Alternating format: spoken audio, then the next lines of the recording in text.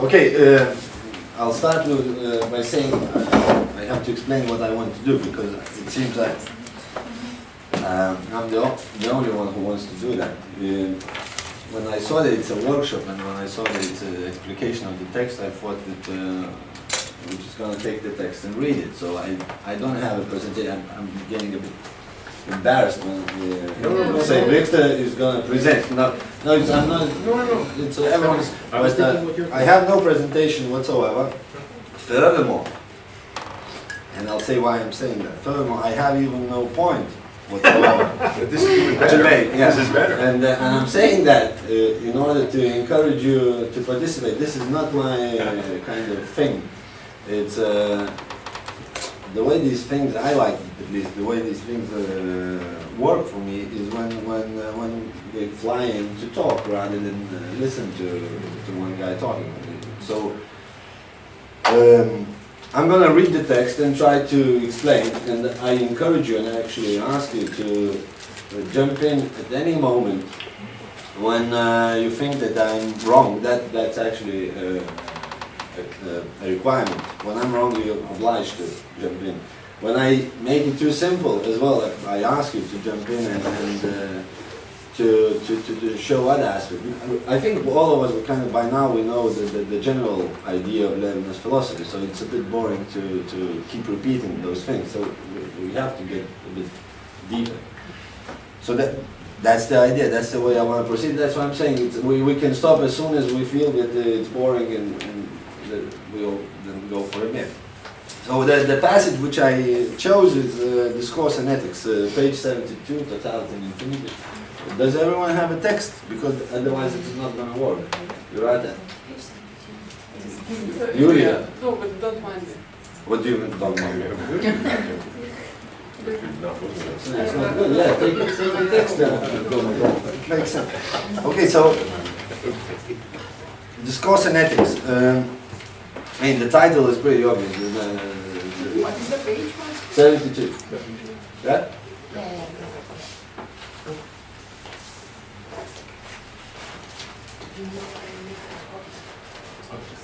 No, it's all good. No, I think we're good. We're good, thank you. He has it in his computer, but he said, I know this. You know, and I trust him. Okay, so Levinas kicks off with a series of questions, basically setting himself up for the topic. Can objectivity and the universality of thought be founded on discourse? Is not universal thought of itself prior to discourse? Does not a mind in speaking evoke what the other mind already thinks? Both of them participating in common ideas. The way I see that the first reference which immediately comes to mind is, of course, Kant. He's questioning the Kantian idea. There's this universal thought, and by extension you can say the whole of modern philosophy starting from the Age of Reason. There's this universal thought, and then we as subjects, we participate in that, which is prior to us. And Levinas is going to argue against this same idea. So he says, and he starts immediately, but the community of thought ought to have made language as a relation between beings impossible. And that's immediately, it's what this guy is doing. I mean, I immediately, my reaction is I disagree. Right, it's very striking. Yeah. It's the way I would put it. Yesterday we were discussing, Olga yesterday said, are you going to repeat the same? I said, well, I'm going to repeat the same thing. It's, first I'll try to explain what the way I see it. So if there is this universal thought underlying all the individuality, then Levinas says, then it's only one thought, and then there is nothing which can be communicated. There's no one to communicate with. That's the impossibility. But I think it's a good idea. It's just it's not faithful to Kant if it's Kant, because the problem is that of course we're rational beings, but we're not only rational. There is something to us which makes us irrational. There's other things. So we participate in reason, which is universal. And to that extent, we can share those things as separate beings in a rational discourse.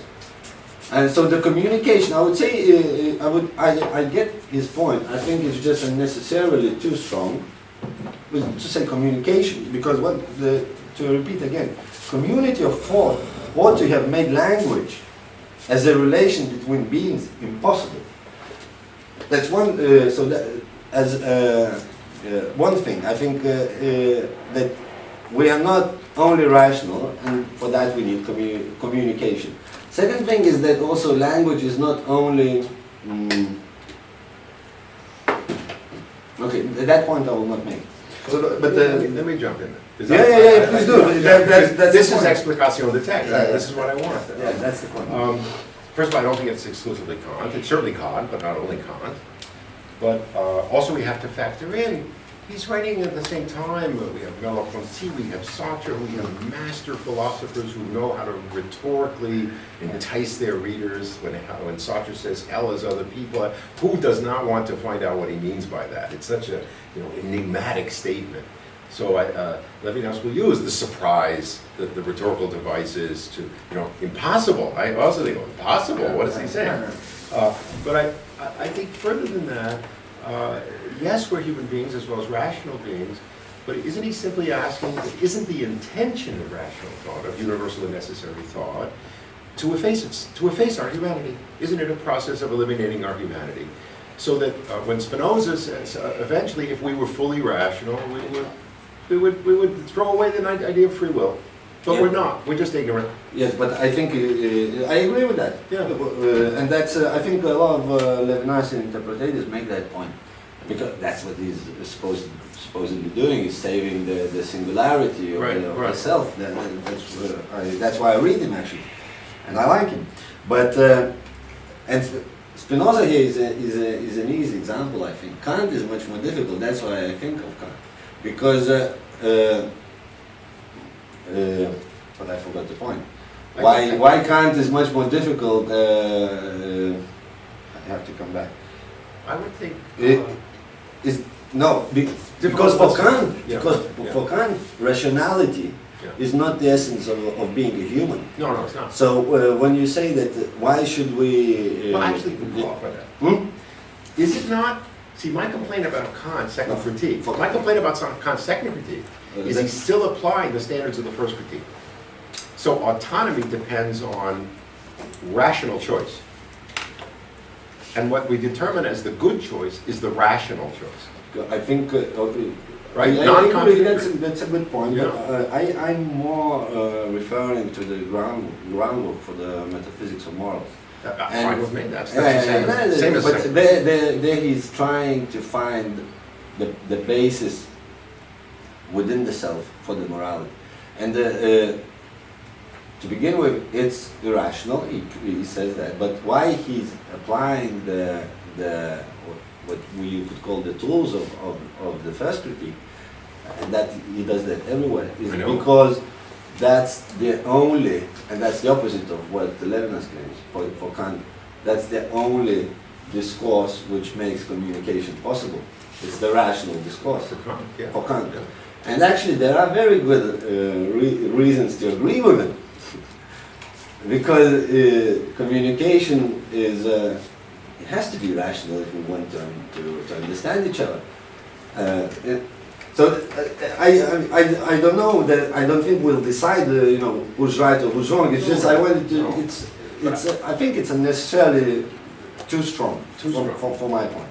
But if anyone, I'm carrying on. So he's giving an example. He says, coherent discourse is one. Here you could say something about, but okay, you could say something to argue against, but I kind of know what he's gonna respond. Yeah. He carries on. He says, really strong words. Universal thought dispenses with communication. I said already, I disagree. And he gives an argument. Now he qualifies it. A reason cannot be other for a reason, and that's a very strong point. I think that's a very good, very strong and elegant point. If there is a reason, it is one. But to reiterate and to defend this Kantian idea, it is ideally one. The thing is that we are not ideally rational, and if we were angels, I think for Kant there are two types of rational beings. That's human beings, which is in bodily reason, embodied reason, and angels, which are just reason. Pure reason. Yeah, pure reason. And yeah, if we were angels, I've never heard of angels communicating between themselves. Maybe there's no point. They all know the same thing. But but we're human, and that we're human. So you're saying that you want to distinguish between the philosophers who say this is already accomplished, we have to tap into the universality of reason, such as Spinoza, as opposed to those like Kant, who are saying this is a task. So there's a separation insofar as we are human, and that Levinas should perhaps have two approaches to these, because I think Levinas is just going after the intention of a universal reason. Yes, he's doing, but I think he's at the moment. What I'm criticizing more than anything is that this idea that if we accept that there is a universal thought prior to individuals, then communication is impossible. For me, I just can't agree with it. I mean, neither Levinas nor any of us know if there is a universal thought or not. It's a question of basically of a postulate, of a beginning. But if there is one, the logic for Levinas, if there is one, the logic would be then the communication would be non-existent, would be impossible. And I disagree with that. You know what he's coming back to is this article by Bergson, The Possible and the Real. Mm-hmm. Because that was the whole point of Bergson's article. Because if the possible precedes the real, then the real is just a charade, it's a puppet show. Whereas if the real precedes the possible, and the possible only becomes possible retrospectively after it's realized, then the process is essentially necessary. Yeah. I don't want this to, because it's a minor point. I don't want to take this too long. But there's also the counter argument or counter example in the history of philosophy. Of course, the most used example is Plato's cave and Plato's world of ideas. This is preceding it, and that's the real reality. So the thing is that it's not the possible. It is real. It's just that we're not there. You know that you could. There's a lot of possibilities, but I think it's while making such a strong point, I would ask for better qualification. But Okay. And you don't have to agree with me. Okay, so a reason cannot be other for a reason, and I think it's pretty clear what he's saying, and it's a very good, strong point. How can a reason be an I or an other, since its very being consists in renouncing the singularity? It can be, and we know, it can be because when you understand that you belong to that style, then you've got Spinoza and Hegel and whatever you want. So it's just what I think he's doing, and I think it's important when you're doing this exegesis of the text. It's important to understand if he has an argument which underlines what he's saying, or is it just basically setting up the territory? So when I read, I try always to dig it, and at this point it's just setting up the territory. So you say, I disagree with all of that, but the arguments, which seem to be arguments, they don't seem too convincing.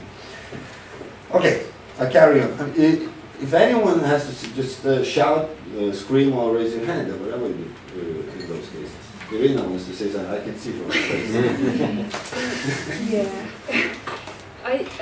Yeah, I agree what you say, but also here he is kind of already pointing out on his own view, like introducing this singularity. Also, I just got a thought because I was just checking this previous chapter we were reading, and I still have their questions. And I was thinking, why did you put them together? Yes, like this chapter on infinity and the face, and then after that going discourse and ethics.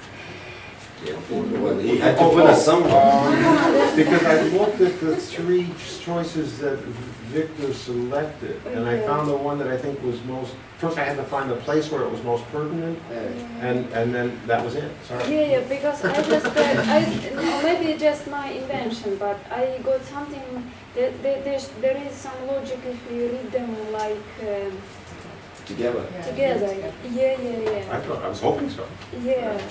But I could comment it later on the page 73. Yeah, we'll get there, hopefully. Yeah, so I will just wait. Okay, can you say the beginning of the sentence? I'll mark when we get to that sentence that it's a reader's comment. But, the language institutes a relationship, a relation irreducible to the subject-object relation. On 73? 73, yes. Towards the bottom. Toward the bottom of the page. Oh, it's the bottom. So it's about language and discourse, and then language and discourse and ethics, and then discourse and my question would be discourse and the vision. Well, maybe we'll get there. Let's read. Okay, second paragraph. European thought has always combated a skeptical the idea. Oh, you know what I'm going. The idea of man as measure of all things. Although this idea contributes the idea of atheist separation and one of the foundations of discourse. Yeah, I mean, again, it's these things like always combated. Well, I disagree. It hasn't always combated. You have to. Sometimes it did, And some European thought. and some European thought. Yeah, but that's kind of, maybe it's cheap shots, but I think it makes his own points weaker when you overgeneralize. But in any case, what he's doing, I think Olga yesterday had a very good quote commenting on this sentence, or was it Jake? Someone, but you don't remember. Yeah, it's in otherwise than being. Because there is a, can you find it? Yeah. Because there's two things happening at the same time. He doesn't like It's 127 on. in otherwise than being. Can you read it? Because that much clear, and I think it's the same idea what he's saying here. And he says that much better because can you read it? Yeah, at the bottom of 127. It says, Yeah. modern anti-humanism, which denies the primacy that the human person, free and for itself, would have for the signification of being, is true over and beyond the reasons it gives itself. It clears the place for subjectivity, positing itself in abnegation and sacrifice, and a substitution which precedes the will. Its inspired intuition is to have abandoned the idea of person, goal, and origin of itself, in which the ego is still a thing, because it is still a being. Strictly speaking, the other is the end. I am a hostage of responsibility and a substitution supporting the world in the passivity of assignation, even in accusing persecution, which is undefinable. Humanism has to be denounced only because it is not sufficiently human. And there's where Paul is saying that this is analogous to. This is almost word by word the Heidegger letter on humanism. Yeah, but can we responding to Boffret. But before we criticize, can we just make sense of it? So what he's trying to do is trying to argue against he's not happy with European thought or the tradition as he perceives that it laughed at the idea of humanism, of man as the measure of things. That's famously about Protagoras from Plato, yeah? Who first comes up with it. He's not happy with that, but also he's not happy with humanism either, as he perceives it in the tradition. He says, in Otherwise Than Being says, humanism has to be combated or something like that because it's not human enough. So I think that's the idea. So It's actually the most anti-Heideggerian statement Levinas will make. He is saying that his anti-humanism is not because humanism is too subjective or constructive, etc., as Heidegger thinks, and therefore we have to turn to being or structures, but because it hasn't sufficiently even appreciated the human yet. Yeah, this is pretty much what Heidegger is saying too. He's not telling to. It's easy to. It's easy to. To put them, to see them as two completely separate thinkers. But I actually don't think this is the case. And in comment redonner en sens avec le mot humanisme, the question Boffret is asking Heidegger, because Sartre is speaking only about humanism. Heidegger is responding. I don't wanna say anything about humanism, because what humanism does, it doesn't make justice to humans. Of course, Heidegger thinks that the essence of humans is given by the relationship to this being, while Levinas thinks that the essence of humans is given by this relationship to the other. So we have the being for Heidegger and we have the other by Levinas. Of course, there are differences, but the structure of the answer, as I see it, is identical. I don't know, maybe somebody else can correct me. In the sense that the structure is, I'll just recap. You're saying that in the sense, the structure is the same, that they both criticize the same things in the tradition, and they both unhappy with both sides of the human anti-human discourse. And they both point to the transcendental in order to understand the human essence. But also we agree that they find different solutions in the sense of the... Of course.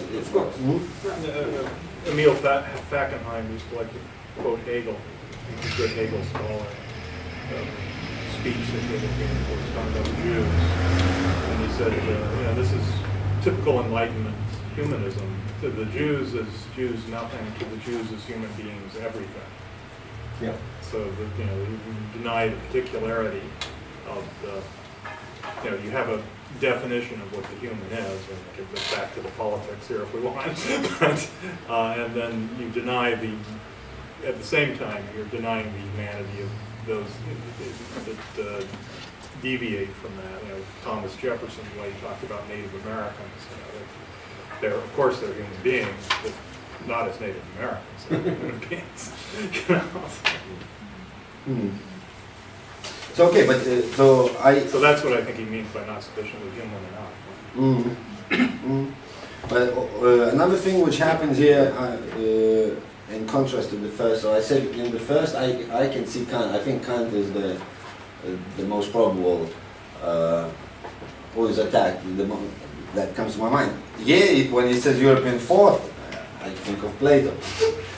but when you reduce it only to Plato, again, this always thought, it becomes much weaker. But in any, if we keep in mind Plato and we read the second sentence, for it, the sentient I could not found reason, the I was defined by reason. And I think that's kind of holds as the rephrasal. Reason speaking. Did you finish the first sentence? European thought? Yeah. Well, I read it and I thought I'm sorry. if you have anything Although to say, the idea contributes the idea of atheist separation. and one of the foundations of discourse. Oh, I missed that. Okay. Then Well, I read the. What is that atheistic separation? atheist separation.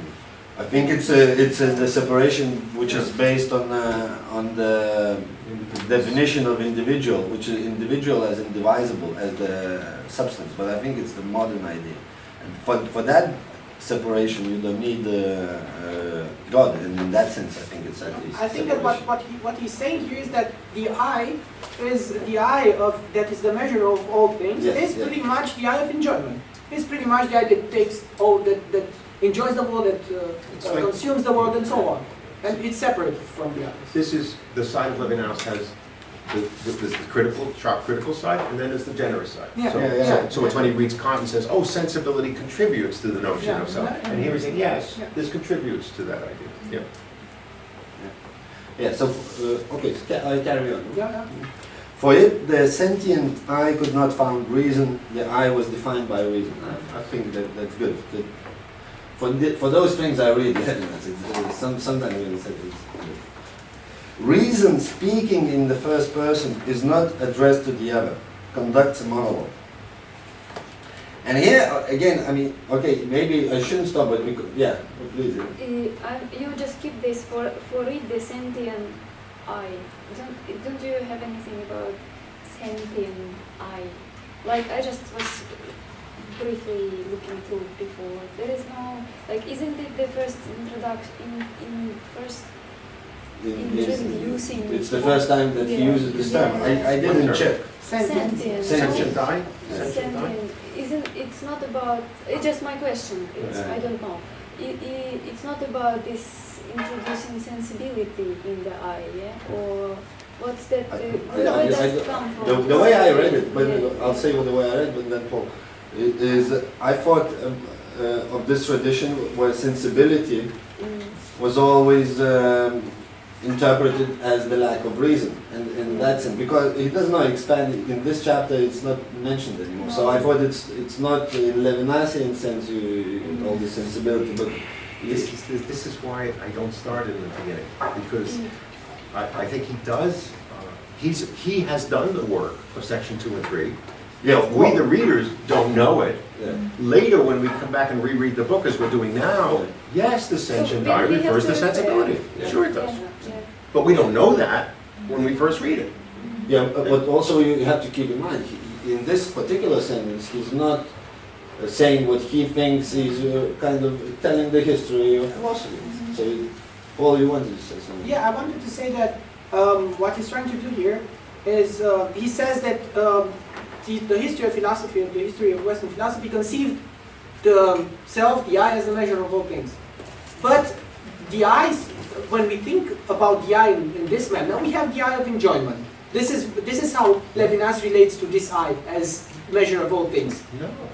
No, he's saying the only good thing that we could pull out of it, in my generous reading, would be something in that direction. But Yeah. in fact, Yeah, of it's course. heading toward the transcendental ego. Yeah, I agree with you. So he Right. says this is how, precisely what you said. I'm not gonna. This is how we can make the better of, Yeah. of what. Right. And but even in this case, if we conceive this sentient eye could not found reason. So he's saying, where does reason come from? Right. Because Yeah. even Yeah, if we right. even if we accept everything, Excellent, that's a better point. even Yeah, if we it's very good. accept anything, we can still not explain where did reason come from. Excellent, because we get into, what is it when he talks about why we can't know in the dialectic the transcendental ego? What do you call that? It's not the antinomies, it's the, I'm drawing a blank in my mind. I don't understand. What do you mean? Like I cannot find the reason. It's found. It's not find. Found. It's Yeah. found. It's like the reason is not built up on sentence, essential. Yeah, precisely. Yeah. Precisely, this is what I'm. So the eye was found with well, he said defined by reason. Yeah. But and that's what actually, when you read Descartes' meditations, you can see it happening. The reason defining the eye.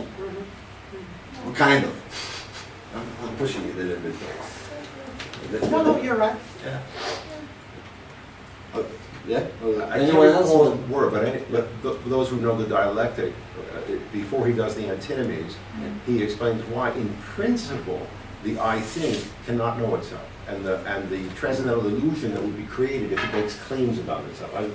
What is it? I'm just losing the name in my mind of the title heading of that section. It's not antinomy, but it's like that. Anyway, I'll leave it go. But Kant shows that it's impossible to give a sensible account of the transcendental ego, and to do so would be a conflict of reason with itself. Yeah. So Yeah. Good. Okay. Reason speaking in the first person is not addressed to the other, conducts a monologue.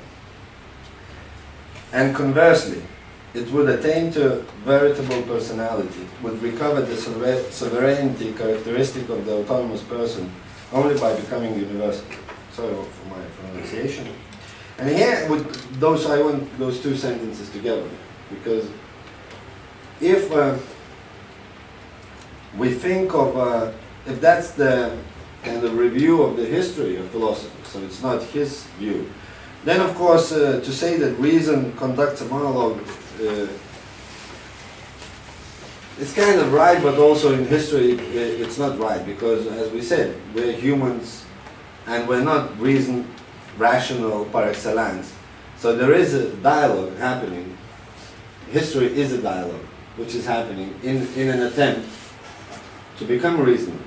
We are working with each other, and that's a dialogue. That's not a monologue. If that's the account of history of philosophy, and we had examples in Plato, philosopher of dialogue, who's trying how to show. No, at least it's an exposition of how within how discourse as a dialogue helps you to participate within the world of ideas. Precisely, that's Yeah. true. That's true, and I'm gonna make now something which I don't make usually to defend Levinas. Oh, good. Because I think he's right. Because when what Plato is doing, it's not actually a dialogue when we think about it. Because what is Socrates trying to do? He's trying to awaken the soul of the to awaken in the soul of the other something, the idea which is already present in the soul of the other. It's not really a dialogue because this dialogue has the same common denominator, that is the idea. So the idea makes this dialogue possible, which is not actually a dialogue in this sense. So trying to understand what Levinas is trying to say. Because there's no others, because Yeah, it's all yeah. item to Yeah, because there is everything help is contained in the world of ideas. So now that you've defended Levinas, let me defend Plato. Now it becomes interesting. It seems to me that we make a mistake identifying ourselves with Socrates.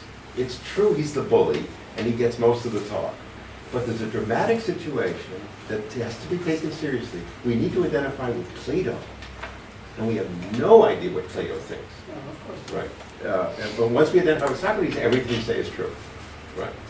That's all. And I don't attribute to Plato the theory of forms. I don't attribute to anybody the theory of forms. Oh, okay. But I attribute Okay. this theory to the commentators. Right. There you go. Right. Right. So, I mean, Paul, you didn't convince me either about the dialogue. I think in general, there's a brilliant book, it's just I forgot the author, which doesn't help.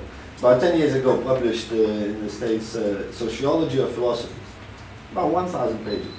The guy goes through the history of philosophy, trying to show that philosophy is not a monologue by definition, that all those great monologues, they are actually responses, and there's a big conversation Which I going think on. it's right. Which I think is right. You made a great speech, was it yesterday or 2 days ago, about precisely this point. But I think I was just trying to defend Levinas. So I was just trying to see the things through Levinas' eyes. Yeah. This is everything. Yeah, but But you're right. that's good. So it's good that you defend, but at the end of the day, it's kind of the question which we should ask: do we agree with him? And on this point, I think again he's taking a bit of a liberty, as they say in East London. When he qualifies reason speaking in the first person, conducts a monologue. I think not necessarily. It's just all these little things. That's all I'm. Let me add to the problem. Yeah. I'm thinking of something that I was going to say tomorrow, but I'll say it now. I think we've all been almost brainwashed by Hegel. So when we think about the history of philosophy, we all come up with the same big figures, and we all leave out Montaigne, we leave out Vico, we leave out the Marquis de Sade, we leave out who? Confucius. Pascal. Confucius. Well, Confucius, history of Western philosophy. We leave out all the people that Hegel left out. Right? There's a completely different history of thought line there, and it's Hegel in our heads. There's this philosopher, I don't know how he's called. He writes a contra history of philosophy. Beaufret. He's Onfray. He's very, very aggressive. Okay. But even with that, can they really get transcendence, and kind of realize there's the other, the absolute other? I think that's the point. It's not about whether they are different or whatever, or they have communication, whatever. The problem is, do they allow the absolute other? It's a good one, but that's one of the reasons they've been excluded. Yeah, yes. Montaigne does. I think Montaigne does, and I think Vico does. I think this is why they've been left out. It's they've been marginalized by the brainwashing. So they are Levinasian. Exactly. Okay. But we still don't have a Levinasian history of philosophy. We have a Hegelian history of philosophy. We all subscribe to it. In fact, I would say that every history of philosophy we have is somehow Hegelian. It's It's trying to integrate everything I would into a agree. concept. So I everything agree. that does not how do you say? Does not comes to terms with this model has to be left out. It's a good example of the authority of reason. Yeah. Yeah. Yeah, I just want a bit to continue. Can we push it in such a way that Levinas tries to reconsider history of philosophy in terms of saying and the said? Yes. Yeah, so it means that history of philosophy is not presented as a mark by saying within the said. Or am I a That bit... is, philosophers differ to the extent in which they respect the saying of the said. And you can almost set up a continuum, the ones who respect it more and those who respect it less. And Levinas wants to reintroduce, or he allows us to reintroduce those who have a greater respect for the saying of the said, in contrast to the Hegelian model, which is always the triumph of those who have put it all in the said and don't need the saying. That's what I think, Yeah, carry on. Okay, separated thinkers become rational only in the measure that their personal and particular acts of thinking figure as moments of this unique and universal discourse. Yeah, I think that's pretty obvious what he's saying here, and I actually agree. There would be reason, I carry on, there would be reason in the thinking individual only in the measure that he would himself enter into his own discourse, that thought would, in the etymological sense of the term, comprehend the thinker. Which term is the etymology? The I comprehend? think comprehend is the Okay. Okay. Yes. I think it's comprehend, so that it would include him. He explains what he means. Yeah. So basically, if we have this idea of universal thought, all the separate thinkers, they are within that thought in any case, so they are comprehended by that thought. That's very Hegelian. That's the at least the trivial image of Hegel which we have, which we are taught in schools. But to make of the thinker a moment, so now he kind of went through the European thought to Jews. So it's kind of 2,300 years we're done with that. Just throw Yeah, that was away. that's not difficult. This is Socrates played Aristotle. Descartes. That's not difficult, as you can see. And now he's gonna criticize it. But to make of the thinker a moment of thought is to limit the revealing function of language to its coherence, conveying the coherence of concepts. And here I don't know what to do with it, except just say, well, he's just claiming that, and it sounds wonderful. And well, that's kind of an alternative to what I was taught the whole time. So it's there on the table. I don't know if anyone can say anyone, but it's pretty obvious what he's saying, and that's his idea. In this coherence, the unique eye of the thinker volatilizes, and yeah, that's true. Or evaporates or disappears. And that's when we think about philosophy. That's how we thought even now, and that's what I like actually about philosophy. That it's not about me somehow. It is about me, about my life, but it's about participating in this wonderful history of reason. And you know, I know exactly what, I know Yeah, when so I'm it's- teaching phenomenology, I love telling the students, this transcendental ego, it's not mine, yeah, right? It is the transcendental ego. yeah. You know, it's somehow wonderful. This is what Husserl is trying to do. He's trying to use the first person perspective to do Impersonal. science. Yes, do science. So usually sciences have to use the third person perspective. Right. This is the objective perspective. This is why Husserl is very innovative. Because he's trying to use the first person perspective and still do science. Sure. That's impossible. Yeah, this is what he's trying to Broke do. his head open doing it. He did some impossible things. Okay, the function of language would amount to suppressing the other, in quotation marks, who breaks this coherence and is hence essentially irrational. And I don't know, I'm thinking here immediately of Kierkegaard, and I think that's what Kierkegaard was trying to say. And maybe that all forgotten tradition is all in the Western thought to save the irrational, to allow it just be there. The rational discourse can't You just accept it, can't include it. Of course, it doesn't mean that it's the personal other, as Levinas thinks. There are quite a few candidates for this irrationality. Schengen itself, whatever, the transcendent God. This is the whole argument of the crisis, of Husserl's crisis. Yeah. If you exclude the other, it would be treated as irrational. Yeah. Right? So that then the irrational comes back and says, I'm the other, right? Which led to National Socialism. Yeah, and this is a curious result. I understand, it's ironic. Language, curious is ironic. Language would consist in suppressing the other, in making the other agree with the same, exclamation mark. I don't know, I think it's pretty obvious. But in its expressive function, language precisely maintains the other, to whom it is addressed, whom it calls upon or invokes.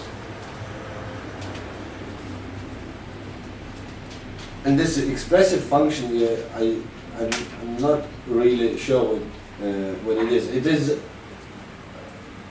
not the language as a system of science, of which he's going to speak later. This is the same.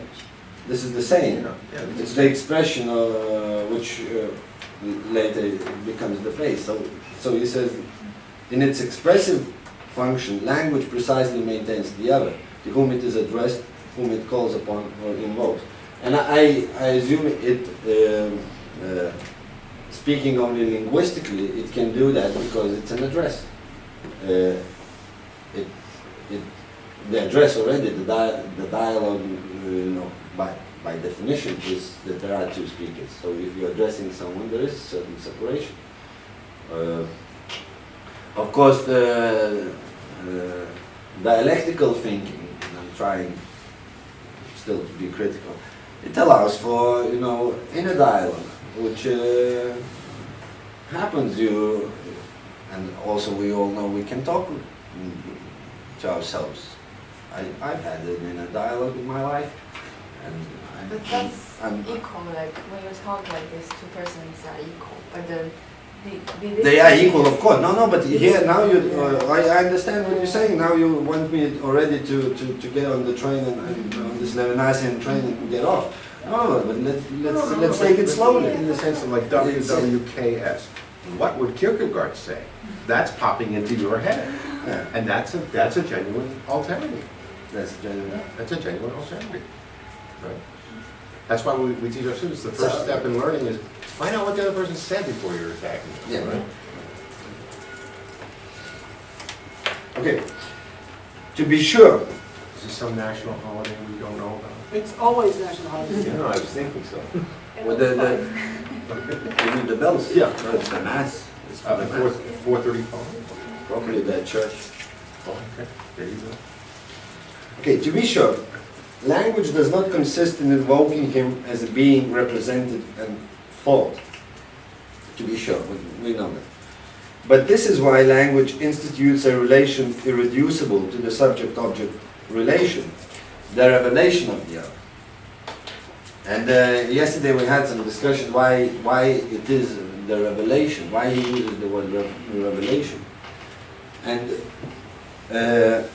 I think it's because if you don't want to have the subject-object relation, the other has to come on its own initiative. It has to come independently of my intentions. And that's precisely the structure of revelation. That's what is revelation. When something appears in front of you without without your will or possibility to grasp. I mean, that's the structure, the general structure. And this is why the religious dimension is important, because he has to distinguish it from disclosure. Yeah. You know, that's why he'll say epiphany, right? But rather than manifestation, Yes. because we are very tempted by that language. The other manifest. Now, for him, it's very important, but also for him, it's very important because, well, he believes in God, and it's He doesn't believe in God. He doesn't. No. That's interesting. Can you qualify that somehow? Belief in God is a theological position. Yeah, but I don't know what else can you do with God.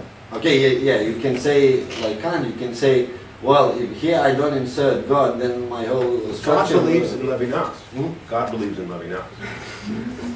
Or, could you encounter God? No, because when you say that... No, and you here, don't. You never encounter. Irina, I'll come back to you, but here, Okay. I want to, because for me it's an interesting point. The way I see it, it's my problem, but okay, I'll use this occasion for my own problem. The way I see it, what Kant does, Kant really does not believe in God. For Kant, God is something that is used as a concept to fill in the holes in certain moments of his system. And I think what Kierkegaard does, interestingly, because he's Kantian, more than anything he's a Kantian, but what he does, he says, look, there is a problem. If there is a God, the God is an actual being. It's not an idea. This is a being which can come and destroy your house or, punch you in the face. It's real. And that's what Kant forgot. And I think that's a very powerful idea, especially the way he presents it. And here in Levinas, when you said that, because I think in Levinas it's more Kantian. It plays a role in the ethical. But it's more Kantian than, as you say, filling in the hole. That is, it goes beyond that Kant. That is, Levinas is dead serious that is God. That is, I tell my students, Levinas would like to make... But Kant, I think, is also dead serious. Oh, he is. Yeah, but you don't need God in Kant. It's a concession. Yeah, that's right. Whereas in Levinas, he would like to make... Do you think a second critique is a concession? Yeah, I'm thinking. Absolutely, that's where I think it is a concession. To the happiness, for human happiness. Because he doesn't need God to for his ethical theory. He's grounding everything in rationality, in autonomy of the subject. Yeah. Okay, I understood what you mean by concession. I mean, he says if we can talk about, then we have to introduce this notion. In that sense. Yeah, but no, he just said, people will find this too difficult, so we'll promise them happiness. That's basically what he says. And he says the same thing in religion. No, he says the same thing in religion within the bounds of reason alone. That's where it's even more evident. I consider that almost the fourth. I would consider, like, what do I put it? It's not the fourth critique, because it's another version of the second critique. Because why does Kant not have to write a fourth critique? A critique of religion? Because there is no independent religion for Kant. There's a whole lot of the third critique in religion. Third critique is a whole other world. So yeah, but it's I in the don't wanna religion within the lens of reason and law as well. Oh, okay, we could debate that. I don't agree with you.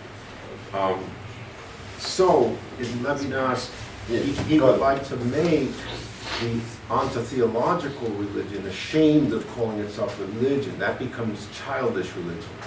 Adult religion, in this almost Kantian sense, is ethical responsibility. Why religion then? Because patience and hope for a just future, this is what constitutes. It's not that this is a kind of ethical reworking of religion. The true character of religion is this hope, is this patience. Religion is nothing other than that. There is no other religion except childish nonsense, superstition, magic, tricks, etc. Well, there is a very big difference, okay, this is a Christian tradition, but it's the, direct revelation of God. That's what Levinas doesn't, that's what Jewish tradition doesn't have. It's what Kierkegaard can do, you say, well, there is an ethical ideal, and it's real, and that's this JC superstar Right. 2,000 years ago. Yeah, But that's very important, because from when you know that when you were revealed to God, you had direct revelation. That places ethical imperatives within you. Actually. That leads you out of this pagan religion, what he calls the god of philosophers.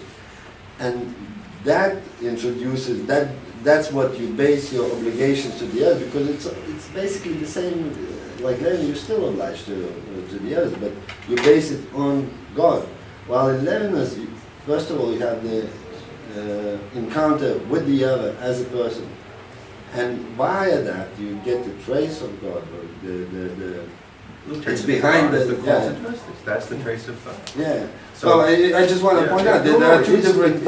I agree with that. Levinas is aware of that. Actually, they're reversed. That's the thing. The thing is, though, that they seem to be incompatible from Levinas's point of view. If there was some way to bring them together, it would be one thing. But when Levinas writes about Kierkegaard, there's a final parting of paths in terms of the reading. Yeah, he doesn't like Kierkegaard at all. Well, he doesn't like that part, the Abraham interpretation. Yeah, he doesn't like it. Yeah, that he can't go with. And he can't, but I'm writing something now, and I'm just putting together notes for. There's a guy named Gus Gordon, a priest who lives in Florida now, who wrote a book, a very Levinasian book about Christianity. Because when he reads Levinas, he sees his own relation to Jesus as the other. And that's how he's interpreting it. So I'm trying to gather together all the references that strike me deliberately on Levinas's part that are Christian references to Jesus. They're all over them, you know. And what Levinas does when he takes those references is he's saying, this is the human condition. This is not the superstar. This is the human condition. That is Jesus is your fellow man. Matthew 25. Yeah, that's right. But it even goes further. The epiphany of the face, the suffering for the suffering of others. So what he's doing is reappropriating all of the Christian language and saying, look at it this way in terms of its ethical dimension, as I have understood it, not as some normativity or Kant has understood it. And I think it's a very powerful presentation. It has attracted a number of Christian scholars. Jean-Luc Marion, who doesn't quite go all the way with it, he won't. But this Gus Gordon does. Yeah. I was just thinking to continue about on the text on the revelation of the other, the next sentence. Yeah, okay, so I'll read that sentence and then you can comment. Bringing us down to reality here. Okay, very good. In this revelation, so the language introducing a relation reducible to the subject-object relation, and that's the relation of the other. Yeah. In this revelation, only can language as a system of science be constituted. Yeah. So it looks for me a bit confusing. So we were discussing then if we make it in a general that the language is a place where the revelation of the other as an epiphenomenal other happens. Yes? No. Well, what's the? I think he's saying what we The said before. previous- The said comes out of the saying. Yeah. So the system of science, which is the said, can be constituted only coming out of this revelation of the saying. It is. But wouldn't be this reduction to? Isn't it the reduction of the saltarity of this, the very epiphenomenal of the other? That's the inevitable fate of the saying. Yeah. The inevitable fate of the saying is to become the said. But the fate of the said that he's trying to obviate is to take the said seriously in its own terms. When the said forgets its source in the revelation of the face, the saying. He's trying to awaken the said to the saying. That's. But that it will become a said. There's no way around it. Yeah. So it's at the same time about maintenance of the said. It's the production of the said. Yeah. It's the production of the said. You know, we've all experienced this. You thought you had a perfect understanding with someone, and then later, for one reason or another, all of a sudden, you are misunderstood. And you said, I thought you understood when I said this, that I meant this. And then you can come to assist your work and clarify.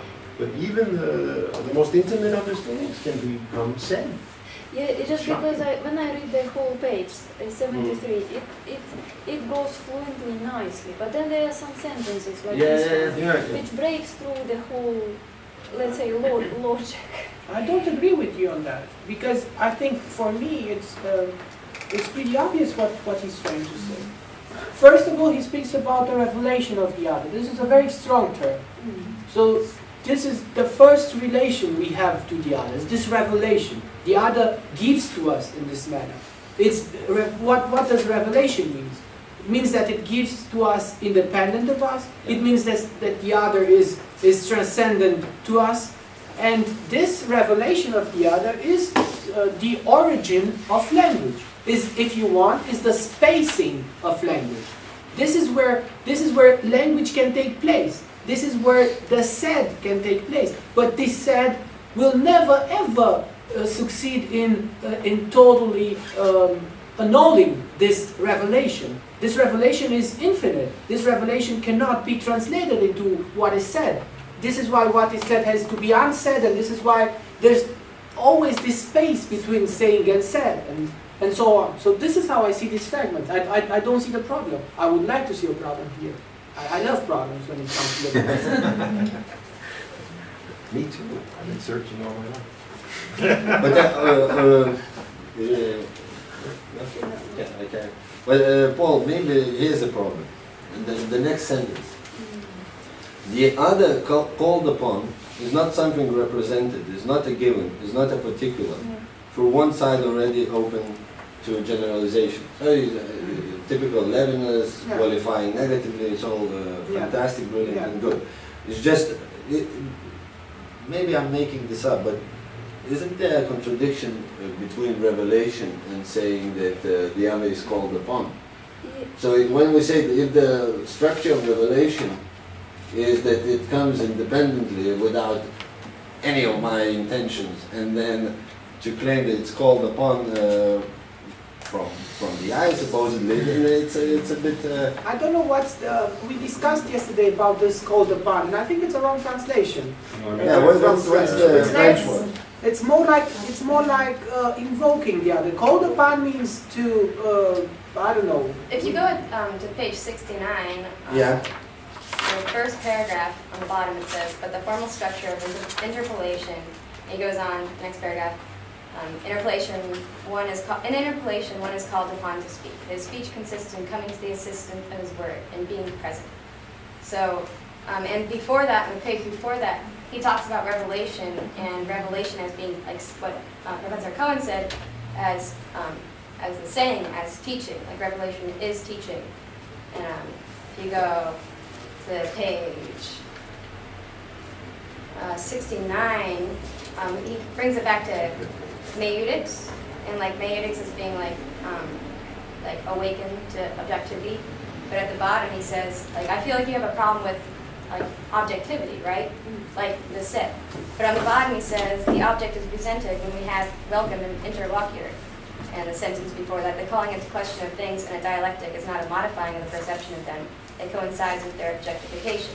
So he's just trying to make a distinction between teaching through like the dialectic and Meutics. Like I think he's trying to defend like objectivity here. I think so. And the set.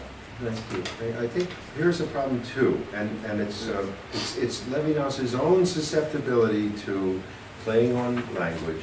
Yeah. So in the French it's l'autre interpellé n'est pas un représenté. So for the sake of the rhyme, he made life difficult for us, right? I think the interpellé, représenté, that's why we have the word interpellé, because of the rhyming with représenté. That's my guess. Yeah.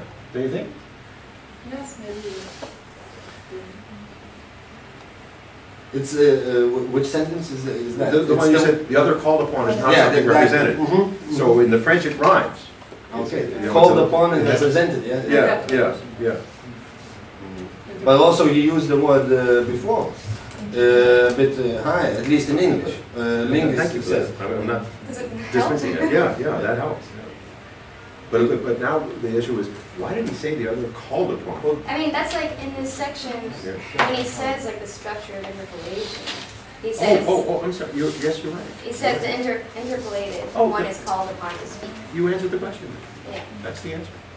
Well, it's 69. 69 on Well, I the have to first look paragraph again, bottom. yeah. Well, Can no, you- the second paragraph it starts. Second, the claim to know. Yeah, the end of the second sentence. The claim to know and to reach the other is realizing the relationship with the other that is cast in relation to language, where the essential is the interpolation of the vocative. So he set himself up. But I think in this case too, it's the rhyme. But he did, there it is, the interpolation. What exactly is interpolation? Call it, what's going to call a name or something? Appellation of name. To name something, to interpolate is to call? Okay. Yeah, but to call, to give a name, you mean? Yeah, it's just, That's what it is. Because to give a name, I don't. yeah, to like call upon, to come to assistance, to be present. Because when we were looking at it yesterday, in French it's closer to the English translation of interpellate for call upon. But he used to call upon, I think, to substitute interpolate, because he said the interpolated one is called upon. So I think it has the same meaning here. He's using the right meaning of I it. think Instead in of literature, it means to insert something in a phrase. To interpolate is to add something inside of a phrase. To interpolate is to stop somebody from saying what he's saying in order for you to add something. Oh, for This you is- to add something. Yeah. Yeah. Let So it's me interruption interpolate with to you. that. I interrupt you, I add what I want to add, and then you continue speaking. But I don't think this is the Levinasian That's sense. to interpolate, not Interpolate. Not interpolate. Okay. Interpolate isn't really an English word, it's just French. Really? Yeah, but he said in this Okay. literal usage of the term. I thought this is the most common, but inter is in between. yeah. Inter. In English, it doesn't state. Did someone Google the dictionary meaning? What is it? Yeah. What does it say? It's not real. It says question formally about policy or business. So it's not really used. And that's with the E? With the E, That's yeah. with the E? Yeah. Ah, so it's not used. What about with the other spelling? Interpolate? Interpolate. That's to inject. To inject. if you think Inject. about I've always misread this. I always thought it was Or to interpolate. interject, yeah. Yeah. Is So he just making up a word? so like interpolate. or appellation? it means Yeah, I to guess alter linguistic. or enlarge a writing, for example, by inserting new material. From Latin interpolatus, past participle of interpolare. Isn't that with an O? That's Is that with an O or an E? Interpolate. Interpel. When you go between the P and the L's, is there an O or an E? It's an O. Ah, see, that's what they're saying. And this is an E. So actually, we could say this Ah, is a it's typo. It's a It's different word. interpellate, Or Why? Oh, yeah, that's another word. Yeah, it's yeah, another which word. is the French word for calling upon. Interpolation. So Lingus took the liberty of inventing a word in English. But I think that's Interpellation. why he puts the It vocative. is not is Because in this Latin, Yeah. word not in French? interpolation with an E Interpellation. is part of the vocative tense. It's There's a Latin word Oh. that It's a corresponds tense. to vocative. And that's Which is interpolation? to talk to someone I directly. no, I'm just. Oh, I think it refers to the Latin, So which is look another up, look up tense. vocative. Yeah, this is. Look up vocative. I found the Yeah, but we're etymology. thinking it comes from the So grammar. from Latin interpellationem, noun of action from past participle stem of interpellare, to interrupt by speaking. Yeah, From perfect. inter and pellare, Yeah, collateral form of pellere, to drive. So it's precisely to interrupt somebody while speaking, interpellare. Way of speaking, yeah. Yeah, By right. means of speaking. Yeah, Right. yeah. but here on page 69, when it says the interpolated one is called upon to speak, it sounds like I'm the person hearing the saying. Whereas on 73, it says the other called upon. It's not something. So maybe maybe we're misreading that. Maybe that is still the me. I'm called upon by the other. I am now the other to the other. On page Yeah, 69, yeah, it says it yeah, again. that would make sense. Yeah, the other called upon. Like You in put that whole French- phrase together. In and say, French, you oh, that's have me. a On word, page right? 69, That's me. the second, Yeah. the next paragraph, it says the interpolated one is called upon. Yeah, we That's said, what we we're Yeah, yeah, yeah. And Okay, in French, what do you does it want? mean to name? Yeah. When we looked at the French translation? Yeah. And when it was translated, you put called upon? Like in French, it said Pretty much that. interpolation, right? And then Section. in French. But the French means to be called upon. Yeah, and then I think it is like translation probably, not. Oh. Yeah, but if we put, after, on page 63, the, and put like, make into one word, the other called upon, that is, the other called upon. That means not the other to me, that is the transcendent other, but I am the one who is now the other called upon. Yeah, kind of in the structure. The one Yeah. speaks, the other Is the other called upon. Do you think Right. this No, is the that's case? not what he said. I don't think that's. Do you think that's? I don't think this is the case. It's kind of the way out, but He says Yeah, but I think it's a cheap way He out. says that Okay, cheap way out. the other is to whom. But okay, so then the problem is not the word other, it's the problem called upon. Yeah, call Okay, upon, this is the okay. problem. It I'm says not arguing. the other is that which is addressed, who is addressed. And so if you just look at the French translation of calling upon, in that part on page 73, Yeah. he says interpel, which doesn't have this idea of calling upon as a demand, but just to name the other. Because here the problem was that you get the sense that he's saying the demand, like as if you're receiving a demand from the other, but the other is addressed in a naming. The problem I have is, Would he refer here to the violence of the other, to the shock of the other? I receive, when I see the other, is, Or interrupt. yeah. I think he was just going for a cute phrase and it rhymed. I hate to say that. We used that before, so. Yeah, I think it's just like call to present. Like, Lothar and Interpellé. Well, he's talking about how interpolation has to be worked out. Yeah, yeah. The formal structure. yeah, Yeah, so, And that's what he's trying to do there. Yeah. I think interpolation is pretty important. Because we wouldn't have been disturbed, any of us, if it had said the other calling upon, Exactly. right? Exactly. That's the problem is that it's the other called upon. What does it mean the other's called it's upon? like Called upon by whom? as teacher, like as, and on the bottom of this page, or no, page before. Yeah. He's talking about, come on, page. 2 pages. I mean, it's all about revelation being like teaching, the Right. revelator or whatever. It's just the passive voice. That is, No, master. I like what Paul says though about this idea of the interruption. I mean, so the other interrupting? yeah, it's, Yeah. at the end of this phrase, discourse is We're thus going along Yeah. on our merry enjoyment. Yeah. Yeah. Sorry, Not just enjoyment, but it's the idea, simple idea, and this interrupts it. excuse me. I'm asking for your attention. Oh yeah, he's the leader. Yeah. Now I have only 2 ears, and there are 4 sources of speaking, and my mind's, and it's 1 minute past 5. So what I suggest is that I pick Paul as the.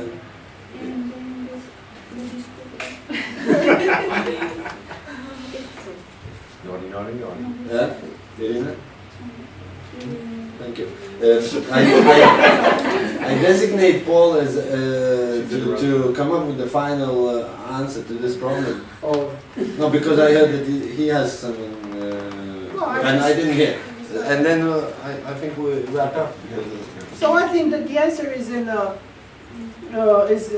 bottom page 73 when he says before the last paragraph is the last sentence before the last paragraph. Discourse is. Discourse is thus the experience of something absolutely foreign, a pure knowledge or experience, both Traumatism. A but traumatism. traumatism of astonishment. How does that explain? Interrupt. Yeah, it's precisely the. But how is the other interrupting? The other interrupts me. Yeah, Exactly. yeah, How is he interrupts called you. upon? Yeah. I am interrupting.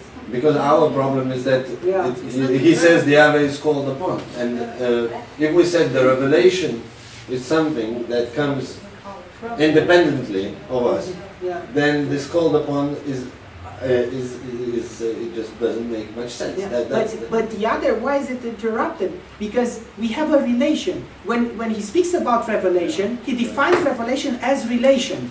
So by revealing himself, the other is interrupted from his own ways, so to speak. This revelation is the starting point of a relation. But this relation is the interruption, I'd say. I don't know. That would, well, that would. She could has start the from- explanation. Hey, there you go. Yeah, I think I just think it's So- from the vocative in Latin. Just It's from the tense where you're grammatical. speaking to someone directly, and if you can translate it as calling upon, it's part of the same thing. So if you're in Latin, if you're using a vocative tense, it's something to, like a direct Yeah. speech. Okay, and that's But it's not, That's what I said at the beginning, that's what the French translation is too. yeah, That when it it's says sitting the up correctly. Which is vocative. basically that the act of speech is happening. No, it's That- direct, No, it's it's the direct. immediacy, Yeah. that's Immediate. something, Yeah. yeah, direct, that's more. Yeah, I mean that's. I don't know. Yeah, I don't So know. there's two possibilities: either this or that he hasn't thought this through. I mean, We know we're not gonna go with that one. Okay, I think that's it. Thank you. Thank you. I enjoyed it.